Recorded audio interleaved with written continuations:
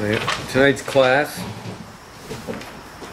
is dedicated in memory of Nazima Shoshana Bat Moshe Halevi, and also should be on Elias Neshama. I don't know if you've noticed, I've always added a name, Yosef Elimelech Ben Yehudis. I'm sorry to say that he was niftar this week. Very dear friend of mine. So tonight's class should be an Elias Neshama for Yosef Elimelech Ben Ruvain. Should be in addition a Refuah Shlema for Fariba Adar Bat Rina and Vahida Bat Shamshi and Avram Ben Tova. In addition, tonight's class should be an appreciation and a gesture that everyone who comes every week should be matzliach. Amen. That's important. Huh? That's important. What it says? I just go by what it says. Okay. Last week we saw the birth and the initial quarrel that took place between Yaakov and Esav. And we return now, just for a brief moment, to their father's life, to Isaac. If you're following along in the stories, you'll see that there's a tremendous amount of detail and incidents that are relayed to us about Abraham. There will be a tremendous of storyline dedicated to Jacob, but there will not be a tremendous amount of storyline dedicated to Isaac, to Yitzchak. But we do have an incident right here that we're going to read over, talk a little bit about as the story continues.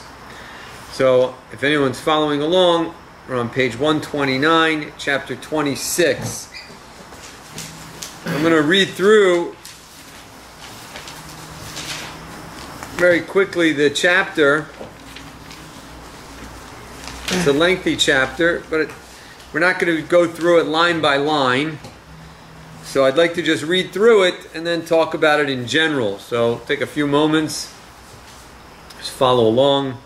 There was a famine in the land, aside from the first famine that was in the days of Abraham. And Isaac went to Avimelech, king of the Philistines, to Gerar. Hashem appeared to him and said, "Do not descend to Egypt. Dwell in the land that I shall indicate to you. Sojourn in this land, and I will be with you and bless you. For to you and your offspring will I give all of these lands, and establish the oath that I swore to Abraham your father. I will increase your offspring like the stars of the heavens, and I will give to your offspring all of these lands. And all the nations of the earth shall bless themselves by your offspring. Because Abraham obeyed my voice and observed my safeguards, my commandments, my decrees, and my oaths." Just before we go on, just point out just something parenthetically here, that the Torah tells us that this is the second time there was a famine in the land, aside from the famine that was in the times of Abraham. And that's important to note only for one reason, that it's important to note in juxtaposition to what Hashem tells Isaac. Because the last time there was the famine in the land, Abraham showed up, there was the famine, and Abraham left the land. And he went to Egypt. And Hashem specifically tells Isaac, you're not to do that. You're not to leave the land. It's interesting that Abraham is in the land of Israel and leaves and goes to Egypt. Jacob is going to be in the land of Israel and is going to ultimately leave and also go to Egypt. Isaac is the only one that will not. And Hashem says, you may not only not go to Egypt, but you're not to leave the land. And that's because Isaac is somewhat of a holy figure. Isaac represents what's known as Kedusha. Each one of our forefathers represents a certain attribute. And the attribute that Isaac represents is the attribute of justice. But aside from the attribute of justice, that is the embodiment of who he stands for, he also happens to be the manifestation of something known as Kedusha, holiness. And the reason for that is because Isaac, in all intents and purposes, Isaac was offered as a carbon, as a sacrifice, as an olah. Isaac was bound, the binding of Isaac, it's referred to in the vernacular. That Abraham took Isaac up to Mount Moriah and placed him on the altar. And the only reason that he wasn't slaughtered is because God called out to Abraham and said, don't. But the cessation of the act is only because God stopped it. Whereas, therefore, we view it as if it was done. And therefore, Isaac becomes the embodiment of a sacrifice, something which is holy, something which is dedicated to the Almighty. And therefore, there are laws that are applied to Isaac that don't apply to Abraham and Jacob. And one of those laws is that once something becomes dedicated as a holy sacrifice, it's not allowed to leave the confines of the Holy Land. We have this when we do eventually in our storyline. We no longer have it. We are living in exile as a result. But when we jump ahead in the future of this story and we get to the times of the temple or the Mishkan, that when there was a holy sacrifice that was brought into the Mishkan, it was forbidden to take it out of the Mishkan. The Mishkan is the tabernacle. That when an animal sacrifice or even a flower sacrifice or any sacrifice that was brought into the tabernacle, into the Mishkan, or subsequently when we had the actual edifice of the building, the temple in Jerusalem, once something was brought in there, it was forbidden to take it out. That's now Isaac. The reason I'm stressing this is because this is going to play an important role, this notion of Isaac being part of a holy perspective. Isaac is somewhat removed from the world. He is not really in touch with the world at a certain level. And therefore, there's going to play a role later. I wanted to point that out now. So when we bring it up later, you can reference that that is what we're speaking about. So therefore, Isaac is told, you may not go down to Egypt, only for that reason. The second thing I'd like to point out parenthetically is Isaac is told something very incredible here. Isaac is told that I am going to bless the world because of you. I'm going to bless your children because of you. You're going to be the source of blessing. And the reason you are the source of blessing is for one reason and one reason only. And it's because of Abraham. It says it right there. I will increase your offspring like the heavens, because Abraham obeyed my voice, observed my safeguards, my commandments, my decrees, and my Torahs. Who knows where this is going and who's watching, but oh well. You know, people get sometimes offended. I always like that word, offended. Okay. People get offended. Just because people get offended doesn't mean that you offended anyone. Just remember that. A lot of people take offense. That doesn't mean you offended them. You know, we live in such an upside down world, this political correct nonsense where you can't say anything because of the fear of how someone's going to respond to it, or how someone's going to feel about the way you say that. Oh well. Sometimes people need to be told to grow up. Amen. The Jewish people are the chosen people, period.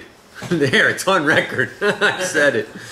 It's like, oh, really? It's not like I'm the first one to say it. We are the Am HaNivchar. We are the chosen people.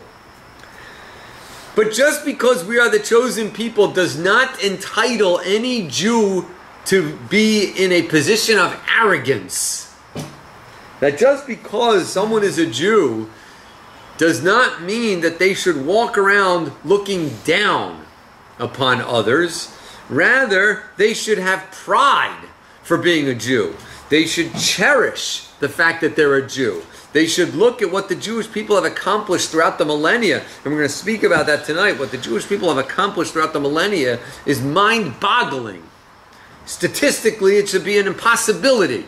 And therefore, because you're a Jew, you should walk around cherishing that. I'm a Jew. That's very different than walking around saying that you're no good. Walking around looking down at others. A sense of arrogance. There's a tremendous difference between having pride and arrogance. Pride, and often they are interchangeable because we don't have a definition, but pride comes from an appreciation of what I have. Arrogance comes from specifically negating what others have. A person should be proud of who they are. But keep in mind, it's not because you did anything. You did nothing. Did absolutely nothing to deserve to be a Jew. You did absolutely nothing to deserve to be part of the chosen people. And you did nothing to create the Jewish people being a chosen people. The only reason we're a chosen people is because of one man named Abraham. That's it. So arrogance should be negated. That's what Hashem is telling Isaac. You are the number one man in the world, Isaac. I mean, Abraham's dead. You are the pinnacle of humanity. Mahabdil Elf Apayim Havdalos, to compare it to Bezos, the richest man in the world. Man, unbelievable. He's the richest man in the world, and he's like the most insecure person. Incredible. You're the most powerful human alive because all blessings of the world will come through you. But it has nothing to do with you.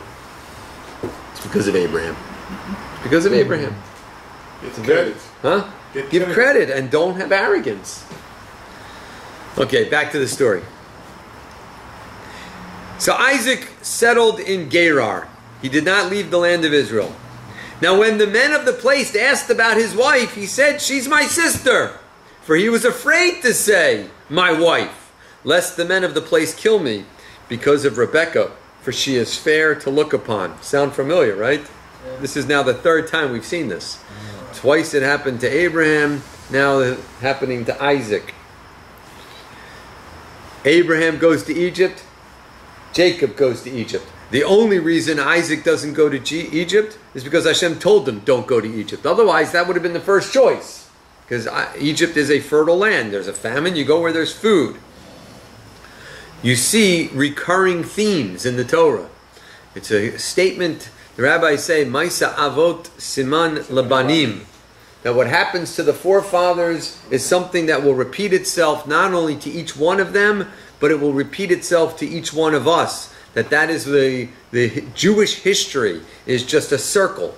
They stole it all from us, that concept of circle of life. They stole it all, every last thing. The circle of life is the concept of Maisa Avot L'Siman Labanim. It just keeps happening. It just keeps recycling itself over and over and over again throughout history.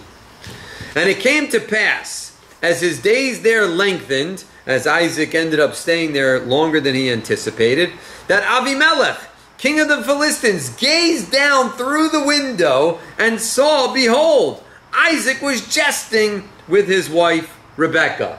In other words, he looked in the window and he saw them fooling around in the familial way. So Avimelech summoned Isaac and said, "But look, she is your wife. Clearly, you don't do what I saw you doing with your sister. That's not something you do with your sister. She's obviously your wife." Now, you notice he right away figured it out. How come? Because it's the second time that it's happened to him. Remember, this is Avimelech. Oh, it's the same one. Abraham did it. So he's like, "Oh, I remember this. Okay, sister, yeah, not your sister." So it's like, "What are you doing? It's your wife. How could you say she's my sister?" And Isaac said to him, "Because I said that I would be killed because of her." And Avimelech said, "What is this that you have done to us? One of the people nearly laid with your wife." And you know who that one of those people was? Me! I almost did it again! Just goes to show you that he also didn't learn the lesson. If he knew right away... It was different guy. No more if he knew right away that this is... He got it right away. If he knew right away, so then what's he doing? Why is he... He should have understood. He didn't get the lesson. And you would have brought guilt upon us. Avimelech warned all the people, saying, whoever molests this man or his wife shall surely be put to death. So Isaac was now protected. Isaac sowed in that land, and in that year he reaped 100-fold. He became very wealthy. Thus had Hashem blessed him. The man became great and kept becoming greater until he was exceedingly great. He acquired flocks and herds and many enterprises, and the Philistines envied him. All the wells that his father's servants had dug in the days of Abraham his father, the Philistines stopped up and filled them with earth. And Abimelech said to Isaac, go away from us, for you have become much mightier than we. So Isaac departed from there and encamped in the valley of Gerar, and dwelled there. And Isaac dug anew the wells of water, which they had dug in the days of Abraham his father, and the Philistines had stopped them up after Abraham's death. And he called them by the same names that his father had called them. Isaac's servants dug in the valley and found there a well of fresh water. The herdsmen of Gerar quarreled with Isaac's herdsmen, saying, the water's ours. And so he called the name of that well Esek, because they involved themselves with him. They dug another well, and they quarreled over that also. So he called its name Sitnah. He relocated from there and dug another well. That one they did not quarrel over, so he called its name Rehovot, which means wide. And he said, for now Hashem has granted us ample space, and we can be fruitful in the land. He went up from there to Beersheba. Hashem appeared to him that night and said, I am the God of your father Abraham. Fear not, for I am with you. I will bless you and increase your offspring because of Abraham my servant. He built an altar there, invoked Hashem by name, and there he pitched his tent. There Isaac's servants dug a well. We're going to stop there. The one thing you see over and over again in this story, we're not going to deal with the wife and Abimelech. One thing I want to talk about tonight are these wells. What's with the wells? A lot of wells going on. You see wells throughout the story, you see wells throughout the Torah, but particularly right here you see a tremendous emphasis on the wells that were dug up in the times of Abraham, and then they were filled up with dirt, and then they redug them, and he made sure to call them by the name that they were called in the times of Abraham. And then he became so wealthy that Abimelech said, you need to move away from here. It's not good. We can't have you here. It's too much. And so he moved away and he dug some more wells, and they quarreled over the wells. And then he went and dug another well, and they quarreled over that well, until finally they dug a well and they didn't quarrel. What's with these wells? Wells represent water. Water that comes from under the ground. That's what a well is. A well is specifically something where you have to dig into the ground to find water. Water always represents something in Judaism. Water always represents that which is nourishment, sustenance of life, but not the physical sustenance. It represents the spiritual sustenance. Because it's food. You can't live without water, but it's not solid food. It's liquid. We refer to water as Torah, and we refer to Torah as water. That water always represents that spiritual nourishment. But in order to get that, what must you do? You must dig through the dirt.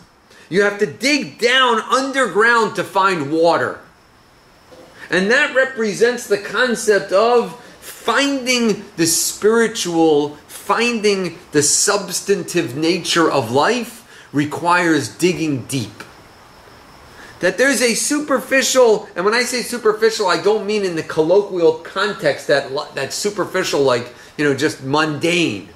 I mean that there's just a superficial, just a surface level existence that a person can have. that a person can go through life and live a full life, marry children, have a job, and go through the motions of life, but never really have something of a profound life. Never have something that goes beyond just the daily existence of life. To get something of that depth, to have something of that profound connection, requires digging deep. It requires really exerting an effort to understand what is the purpose of my life. Not what am I supposed to do while I'm here. That's the motions of life. But what's the purpose of life? What am I supposed to get out of life? What am I supposed to understand from living? At the end of the day, what am I supposed to reflect on? Or am I supposed to just kick back and say, oh, I made it through the day? And that's the average person. The average person's goal when they wake up in the morning is to just get through the day. Let me just make it through the day. And at the end of the day, be thankful that I made it through the day. But that's just a monotonous life.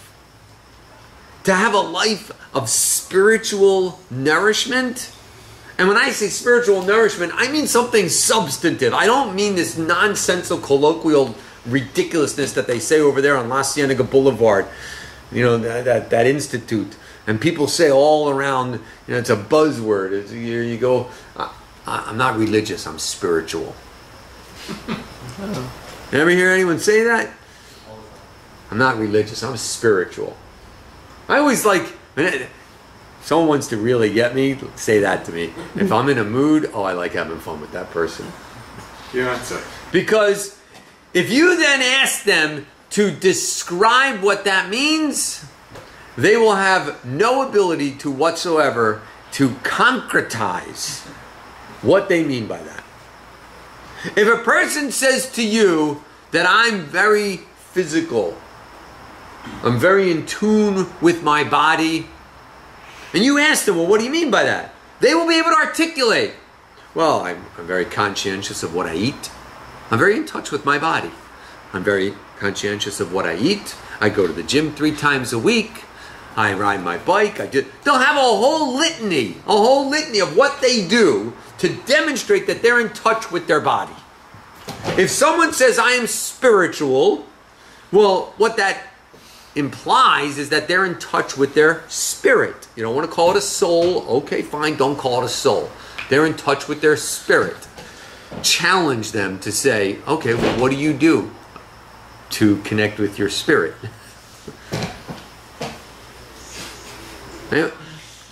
I go for a walk. Okay, lots of people go. No, I go out into the nature. Okay, a lot of people go on hikes. That doesn't make them spiritual. You go find a person. You could go find someone who doesn't believe in God, and they're hiking. So how is that making you spiritual?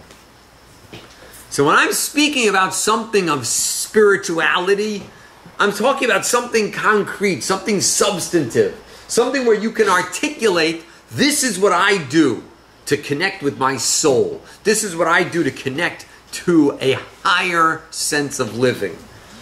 That requires effort. That requires digging deep. Digging down under the ground. And you know what's fascinating? This is one of the incredible ironies of life. Look around the table and you see all kinds of technology. You cannot go anywhere without being in touch with technology today. The next generation, probably some of you in this room, cannot recall a time where there was no cell phone. I can recall a time my son ran out of gas 2 days ago. Sent me a text, what are you doing? You run out of gas. Yeah, right. What do you mean? What do you do? You go to the gas station. So he sent me a text, and I was having fun with him. How do you run out of gas? So he says, what? You never ran out of gas? I said, no, I never ran out of gas. One time, my brother, when I was a teenager, my brother who was driving, and I was in the car with him, we ran out of gas. But Yes, I will have a disclaimer. It wasn't our fault.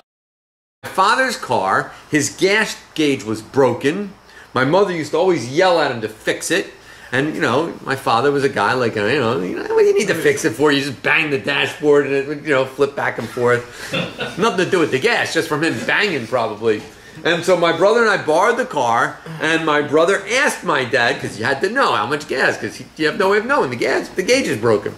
Is there any gas in the car? My father said, yeah, you'll be fine. Well, sure enough, we weren't. And we ran out of gas.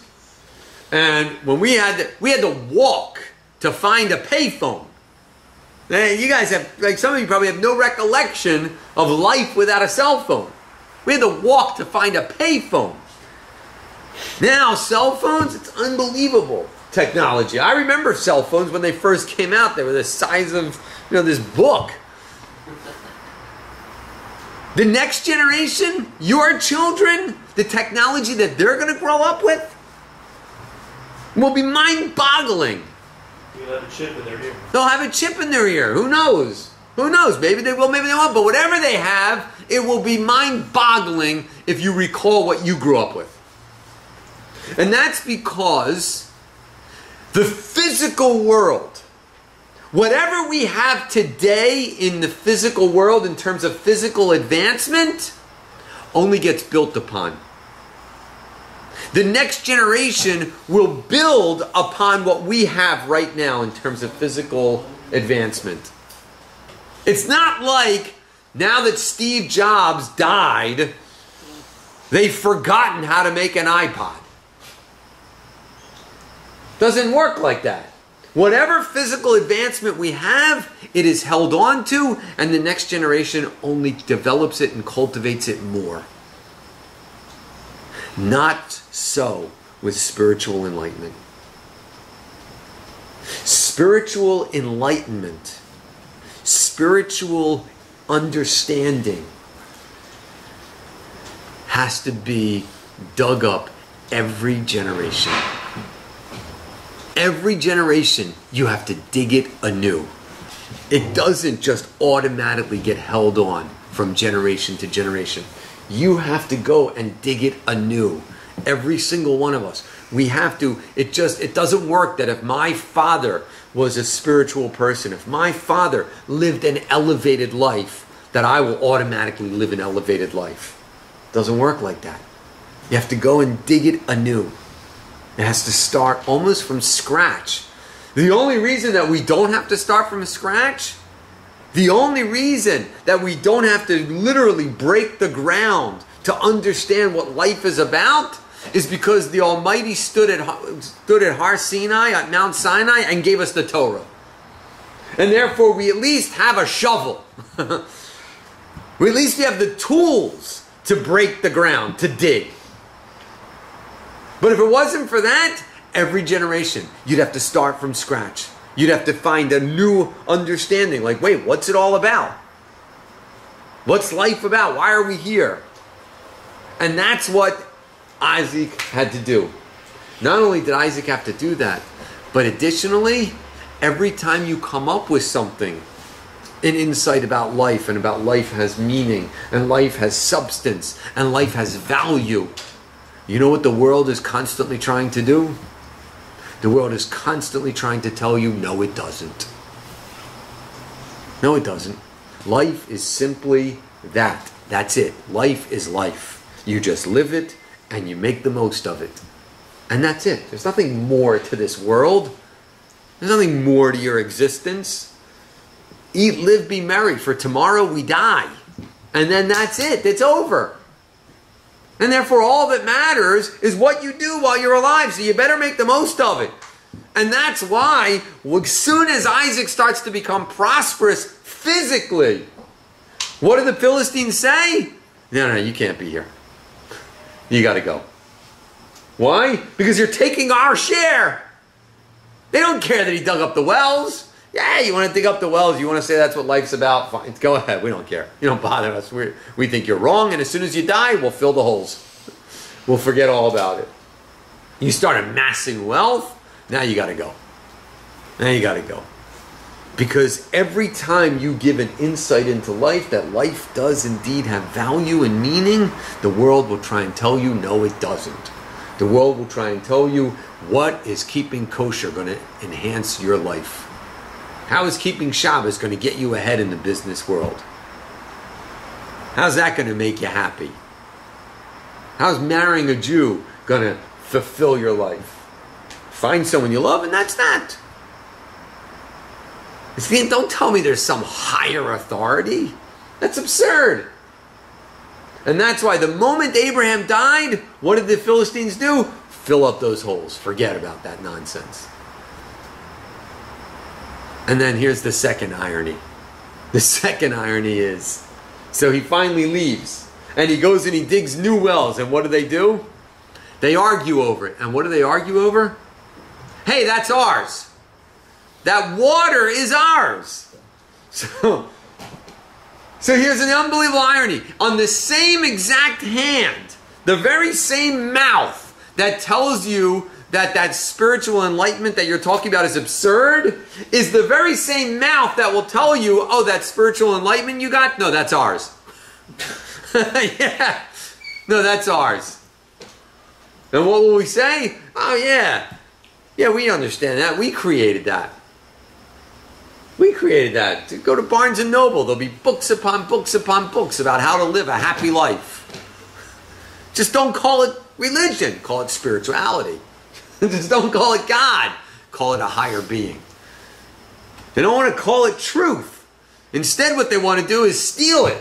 They want to steal it and claim it for themselves. The very same world that will tell you that it's absurd nonsense is the very same world that will say, oh, wait, it makes sense? Oh, that's ours. It's unbelievable, the irony, no? Same knowledge, though. The same knowledge. The same knowledge. You tell them it's God, oh, that's absurd. You take the word God out and you share the same information with them. God says the following. God says, you know what life's about? God says life is about seeking pleasure. God says the purpose of life is to seek pleasure. And you should seek the highest pleasure possible. And what's that? That is a connection with the infinite being. To have a relationship with the infinite being, that is the ultimate pleasure. You tell that to that world, to the world of the Philistines, you know what they'll say? Nonsense. Fill that well up with dirt. Okay, just take God out of that equation. You know what the purpose of life is? The purpose of life is pleasure. We all want pleasure, don't we? Every human being seeks pleasure. And you should seek what? The ultimate pleasure. You should spend your life trying to get the greatest pleasure possible. Oh, that's brilliant, Rabbi. Of course we agree with that. That's genius. There's 500 books in Barnes & Noble on how to live a pleasurable life. The very same people that'll tell you it's nonsense, if they agree with it, they'll say, oh yeah, we that's ours. You hear? Yeah. Unbelievable. Yeah. I understand what the wells represented, but in the physical realm, why would they fill up the wells? Like when they're benefiting from the water?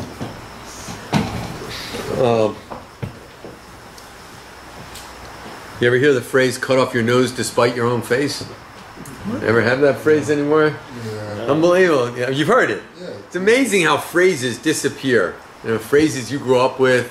You guys grow up, I don't know what phrases you have, but you have phrases that when you're older and you have children, you'll say it and your kids will look at you like, huh? Phrases for us are like abbreviations of that. Right, abbreviations, right. LOL, right. I'm telling you, in 50 years from now, someone's going to say LOL to a 12-year-old and they're going to go, huh? What's LOL? They're going to go, what's LOL? What do you mean, what's LOL? Laughing out loud, right? So why don't you just say laughing out loud? Or that, or they'll say, oh, you mean the picture? They'll have like, right, it'll be a picture. Like they won't know what LOL is. They'll be like, oh, the little picture. Kids talk like that now. With pictures. The text message. Yeah. They really respond like that. They Yeah, say right. LOL to each other. No, I know, they respond, they do, but I'm saying in the Emoji. generation from now, it'll be Emoji. gone. Yeah. It'll be gone. There's a phrase that I grew up with, that my parents grew up with, it's called, cut your nose off to spite your own face. Right? It means that people sometimes do things that they don't even realize is to their own detriment. just because of their own ego, obstinacy, stubbornness. But were they doing it because Yeah. Isaac built them, or Abraham dug these. Abraham dug those, fill them up. What did Abraham? Why did they sue against Abraham? Because Abraham represented. That's the whole idea. Abraham was the epitome. You couldn't understand. It would be like Lahavdil Elef Apayim. God forbid to even put them in the same context. But what was that? That spiritual guru today. Robbins? Huh? Robbins? No, Tupac. Not Tupac. No, what did he say? Drake. No, he's not a rapper. He's like some Indian. Deepak Chopra. Deepak Chopra. Thank you. Deepak Chopra. Tupac is busting the rhymes of spirituality. Right, Deepak Chopra. It would be like someone mentioning him and not understanding that he represented living a higher existence. Okay, Abraham represented one God and connecting with that infinite being. That's what he represented. I just don't That's understand it. why they're so against him. Like, okay, so the rabbi, okay, he tries to spread his word, and you go by, you don't want to do it, you go by your name, that's it. But he wasn't hurting anyone. Why are they so Well, he against was. He was hurting their ability to live the life of decadence. The Philistines weren't Jews. No. They How? weren't Jews, but there was no Jews yet. There was just Abraham and the world. How was They Abraham weren't doing followers of Abraham, obviously. Look, Rabbi, notice that the wells, the first one and the third one, there's reasons given, but Yeah. the middle one, there's no reason given. Yeah. The commentaries talk about. they do, but I don't want to get into it right now. Uh, So, look.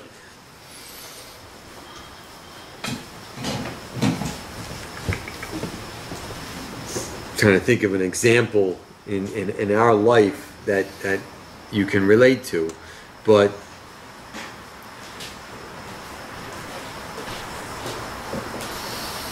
Hitler said that the reason he despises the Jew is because the Jew brought two evils into the world: circumcision to the body and a conscience to the soul. These are Jewish inventions. I'm here to rid humanity of these shackles. That's a quote from Hitler. What was Hitler saying? Hitler is saying the very same thing that every person that despises a Jew, that every person that despises religion, that every person that despises any higher authority despises. That your existence is telling me that the way I live is wrong. Your very existence, you don't even have to open your mouth, but your very existence dictates that the decisions that I make in my life are wrong. And I don't like that. I don't like that just your existence tells me that I can't have an abortion just because I feel like it. Because I got drunk one night and had some fun with a guy and neither one of us thought about birth control. And your existence tells me that I can't have an abortion. I don't like that. So therefore, I'm going to hate religion. Can we presume that deep down inside they know it's right? So, on a very deep psychological level, yes.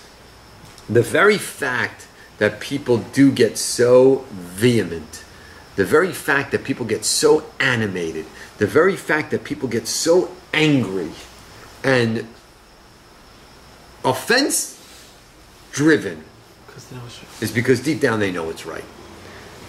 I had a colleague of mine give me an example.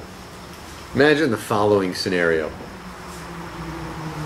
You're at a party and there's all men in the room, so I'll try and think of an example that everyone can agree on. But you're at a party, you're a single guy, you're at a party, and you're there to try and, you know, try and have a good time and perhaps leave with a prospect, we'll say. Try to leave with a better time. And try and leave with the hopes of a better time. Okay? And in walks an individual, and as soon as this guy walks in the room, your buddy turns to you and says, "Oh, there goes your shot." Because you've picked out a young lady in the room, okay? You've picked out a young lady in the room, and a guy walks in, and the young lady that you've picked out looks over and watches the guy walk in. And your buddy turns to you and says, "Well, there goes your shot." Now, depending on who that guy that walked in, wouldn't that determine the way you react to his statement or not? If the guy that just walked in was Pee Wee Herman. Thank you. 2 people knew who that was. Right. Do you feel threatened in any way whatsoever? No. No. In some ways, yes. Okay, not the actual Pee Wee Herman. Not the guy who made the ridiculous amount of money acting like the nerd, Pee Wee Herman. Maybe sure. A guy who is the real Pee Wee Herman that he based his character on. That guy walked in. Okay? Do you feel threatened? No. Brad Pitt walked in. Yes. Whoever! Pick the name! Okay? Chris Hemsworth, thank you. That's probably the more relevant guy. Okay? Nah. Just kidding. Tony Stark walked in. Okay. Okay? There, you have to make it fantasy since it's fantasy. You got to make it fantasy. Okay? Tony Stark walked in. Do you feel threatened? Yeah. Why? Because you know for a fact that what your friend just said is true. That your chances have just ended. Why? Because this guy is the epitome of male personification. And therefore you feel threatened. You only feel threatened if the threat's real. If the threat's not real, then you laugh at it.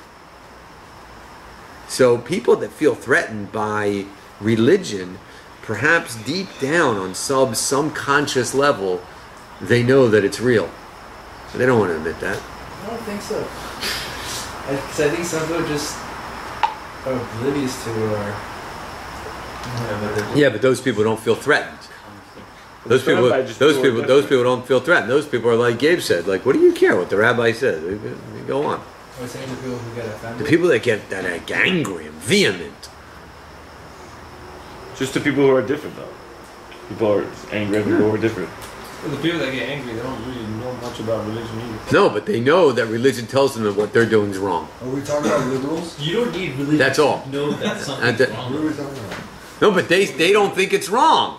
Right. No, I'm just saying some things you No, don't need you don't. religion to But, just know it's okay, but that's a whole different, rabbit hole Right, that we're right. going to slide down into. It's only wrong because of religion. It's only wrong because God Yeah, said so. that's true. Otherwise, there is no wrong. We all have God in us, that's why we know it's wrong. Some people don't like to admit to it. Right, but it's only because there's God. Yeah.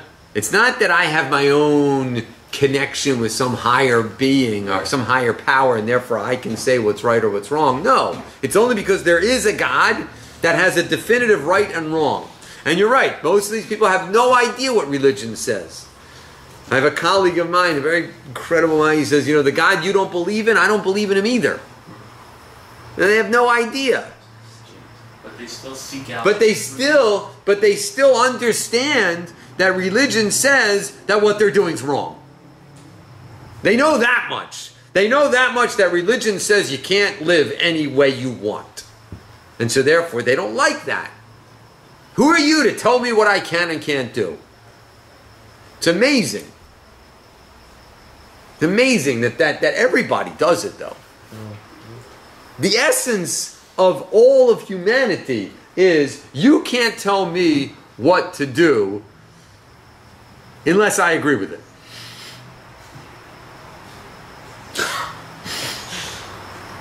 That's the reality. You can do whatever you want as long as I agree with whatever you do. If I don't care, then yeah, you could do it because I agree that we don't care. But the moment you do something that I don't agree with, oh, you can't do that. But you said anything goes. Yeah, but not that, because I don't agree with that. That's the essence of all of life. Yeah. How is Yitzchak reacting to all this? Is he like fighting back, or is he just No. like, okay, I'll just go dig another hole? I'll go dig another hole. Because remember, Yitzchak, and that's what I spoke earlier about, and we'll come back. Yitzchak is somewhat removed from this world. He doesn't get caught up in the daily mechanics of the world. He doesn't get caught up in the nonsense of the world. You don't like my well, so I'll go dig a well over there. What do I care?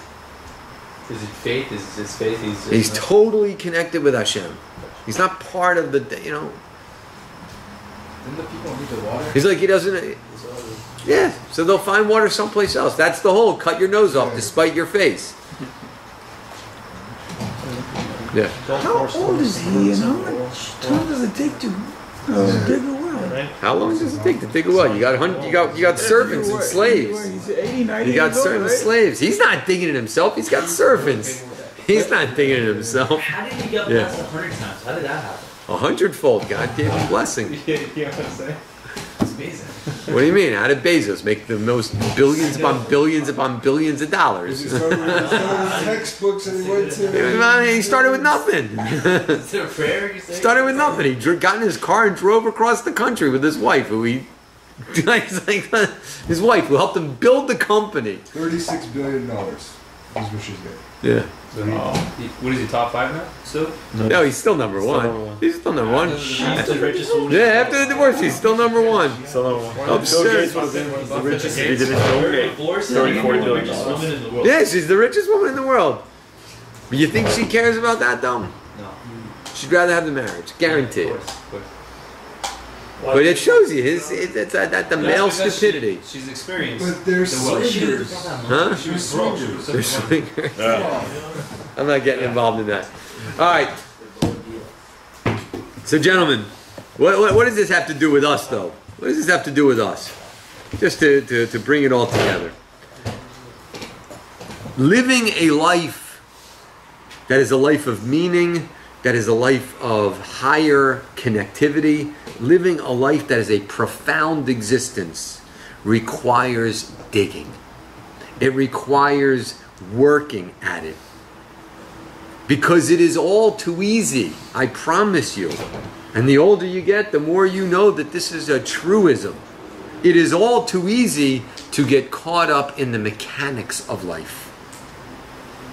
And the mechanics of life will not provide you with a higher connectivity.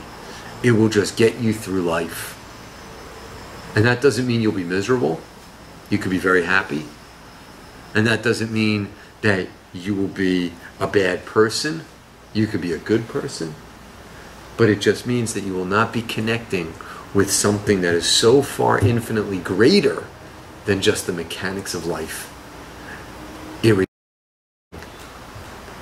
And it requires digging constantly, not just digging once. It requires digging over and over and over again. It's something that you have to work at for the rest of your life. But it makes life all the more worthwhile.